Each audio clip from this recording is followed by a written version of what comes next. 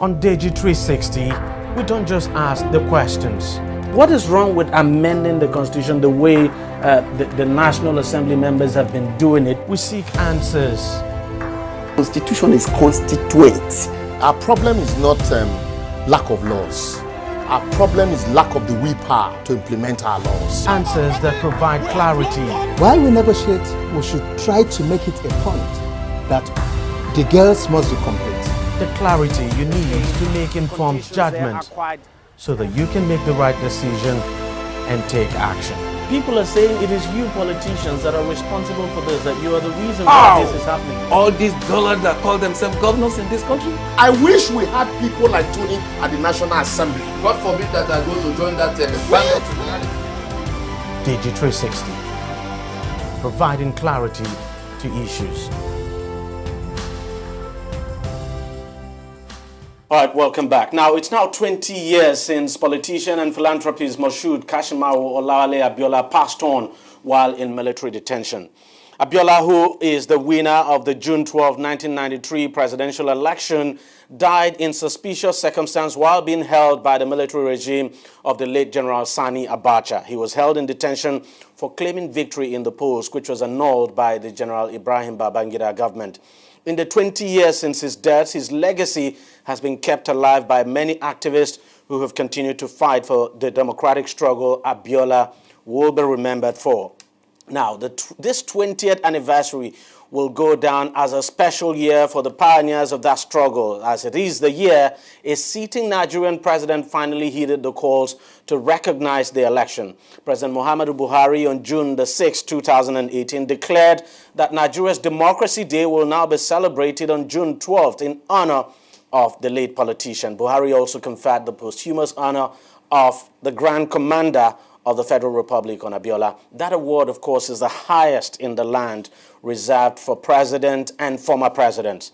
Now, the Democracy Day Declaration will still need the approval of the National Assembly through the amendment of the National Holiday Act, but the posthumous honor has already been given in a brief ceremony at the presidential villa on June 12, 2018, 25 years after the election.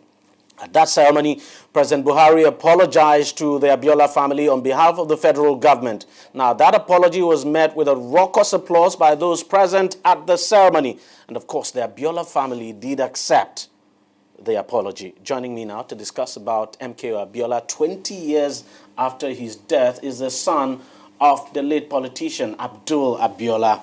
And also joining us is the former or the immediate past chairman of Amuwo Odofin local government area of Lagos, Ayodele Adewale. Gentlemen, thank you very much for coming on the program. Let me start with you, Abdul. 20 years after, what memory would you say this period, brings to you? It would be one thing if, like as you started the narration, you spoke about the new honor given to my father. So, and this being the 20th anniversary of his passing, it's for us as a family, people had asked us if we were going to do like a big thing at the house, celebrating his life. And, I spoke with my stepmom about this, Chief Mrs. Bisi Abiola.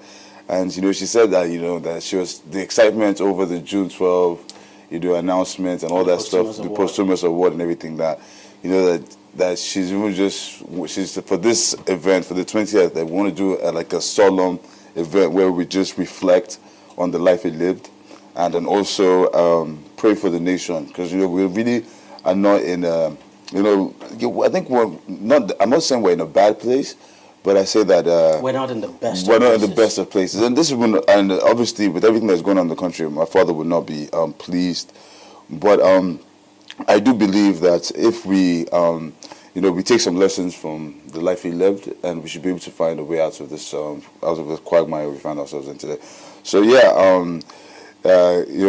it's supposed to be a big party because it's 20th year anniversary, but based on the condition and the place the country is in right now, we think it's more of a way of reflecting on the life he lived and preaching nonviolence and understanding amongst all regions in the country. I think it's important that we remember that he was a nationalist first, and he believed in the future of the country, not because of the oil or the assets we had, but the people that make up Nigeria. And I think is the most important thing we can do for ourselves is realize that we are our most precious commodity, and the more we give ourselves the opportunity and the chances to progress, the better we are as a nation. I mean, you look at what happened to him. I mean, the circumstance surrounding his death, and all the problems, what the military at the time did, and all of that. Would you say, with the action of the current government, that your family has achieved some kind of healing? Well, first of all, over the years, I'd been part of the June 12 struggle once I go back to Nigeria, and I was never upset about my father running for office. I was never upset that he didn't renounce his mandate, and actually was never upset that he didn't even come home after they offered him God knows what kind of riches to relinquish his mandate. He didn't come home. What I was upset about, and not necessarily I was upset, it was more unfortunate because people make this about Abiola, but it wasn't. People around in 1993 came out from all parts of the country, and they voted for somebody, and they didn't vote for Abiola as a president. They voted for their dreams, their hopes in the future of the country. So, in not recognizing that, it's like you're taking the voice away from millions of Nigerians, and I thought that was the shameful part of it. So, with what the president was able to do, as far as I was concerned, one, it vindicated his role in that. But not only his role, every other person who sacrificed their lives and went out to vote. So that vindicated. So I actually even felt really light. I actually felt like I was going to float away. But then instantly, out of that euphoria, I also now got involved. I started saying, okay, you know what? Now that this has been done, what can I do to steady the ship? And what exactly is my role now? Like, how can I be part of this this new enlightenment? Because that's how I look at it. It's like when, somebody knows something to be true, and when it's said out loud, it's like now people have accepted it. Now, let's not even look back anymore. Like, people ask me, like, oh, your father died in these circumstances. I always say, my father laid his bed and he slept on it. Now, we have to lay our own bed and be happy when we sleep on it. And that's the most important thing. So I can't be now talking about, I need to talk about me. That is like 20 years ago. What I should be thinking about is now, like, what am I doing to... Okay, I'm going to come back to you on that, because we definitely will be talking about that. I mean, back then, you were quite young, and you've also been involved in the June 12 struggle for a very long time. 20 years after his death, how do you feel now? Well... Especially when you consider the fact that, well, some of the struggle, some of the things that you and others, have actually been campaigning for about 25 years have now been achieved. Well, I remember I was in the university then. We had just launched YEDA. There's youth honestly demand for Abiola. Daniel Kanu had launched his own, demanding for Abacha. Then suddenly we heard about the death of Abacha. A lot of people were jubilating and all that. Our thinking was that the coming administration will release Abiola and then make him president. Then I think about 2 you weeks. Didn't know something was going to happen. 2 weeks after, or 3 weeks after, we heard that Abiola was dead. I mean, I was in campus then. I was in student arcade. Then suddenly we heard SOB Agumbi Ade, who is now the majority leader of our assembly, was president, and we all just came out and everybody was thrown into a sorrow mode. From then on, we continue for the agitation of the June 12 results to be announced and Abiola be proclaimed as president. But the painful part is that symbol was taken away so suddenly. I mean, you can imagine what Nigeria would have become if Abiola was made president. And not just Abiola's idea or the people's will, but the goodwill that he commands. A lot of countries, a lot of people would have come to support Nigeria. A lot of our best brains would have come back home, knowing fully well that Abiola as president, there is a hope for them in whatever they do, and it will count for the development of this country.